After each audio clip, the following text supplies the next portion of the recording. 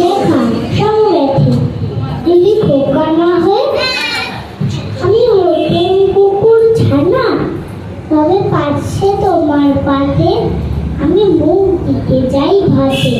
তুমি করতে আমায় মানা, সত্যি করে বল আমায় করিস নেমা ছল।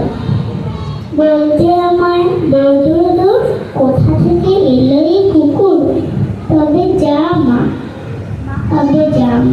আমার কোলে থেকে না মা। আমি খাবো না তোর হাতে, আমি খাবো না তোর ভাত।